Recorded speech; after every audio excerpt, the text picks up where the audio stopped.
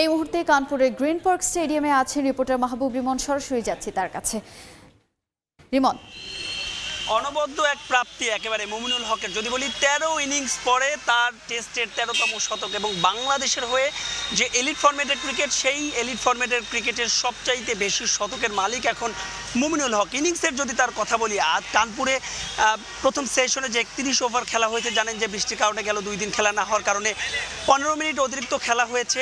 সেই 31 ওভারে বাংলাদেশ সংগ্রহ করেছে 98 রান, যার প্রায় 70% রানই কিন্তু মুমিনুল হকের ব্যাটে এসেছে। যখন তিনি এক প্রান্তে ব্যাটিং করছিলেন, অন্য প্রান্তে আসলে যারা সতীর্থ রয়েছেন অর্থাৎ মুশফিককে নিয়ে তিনি শুরু করেছিলেন। মুশফিক দ্রুত আউট হয়ে গেছেন। আমরা দেখেছি যে লিটন কুমার দাসের ব্যাটিং প্রমোশন হয়েছিল, কিন্তু তিনি দারুণ শুরু করার পর রোহিত শর্মার একটা দুর্দান্ত ক্যাচে পরিণত হয়েছেন সাকিব আল হাসান। তার ভিন দেশের মাটিতে শেষ টেস্ট খেলতে নেমেও তিনি আসলে খুব একটা ভালো করতে পারেননি। সিরাজেরও একটা দারুণ ক্যাচে তিনি পরিণত হয়েছেন। সবাই যখন আসা যাওয়ার মিছিলে, তখন এক প্রান্ত কিন্তু আগলে রেখেছিলেন মুমিনুল হক এবং তার যে 13টা সেঞ্চুরি, সেই 13টা সেঞ্চুরির 11টাই কিন্তু বাংলাদেশের মাটিতে। এবং বলা হয়ে থাকে যে ভিন দেশের মাটিতে মুমিনুল হক খেলতে পারেন না, তারই কিন্তু একটা একেবারে ব্যতিক্রম একটা উদাহরণ। ভারতের মাটিতে এর আগে যে মুমিনুল হক যেই 4টি টেস্ট খেলেছিলেন, সেই 4টি টেস্টে কিন্তু তার 3টা ডাক রয়েছে, এর মধ্যে গোল্ডেন ডাকও রয়েছে।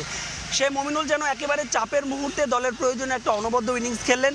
এখন দেখার বিষয় মুমিনুল এবং মেহেদী হাসান মিরাজ তাদের এই ইনিংসটা কতটুকু ক্যারি করতে পারেন। কারণ আমরা যদি স্বীকৃত শেষ ব্যাটসম্যানের কথা বলি, তবে কিনা মেহেদী হাসান মিরাজই কিন্তু, অর্থাৎ এই পার্টনারশিপটাই কিন্তু বাংলাদেশের স্বীকৃত শেষ পার্টনারশিপ। এবং এখনও আসলে দুটো সেশনের খেলা রয়েছে, তবে দ্বিতীয় সেশনে আরও 15 মিনিট বেশি খেলা হবে।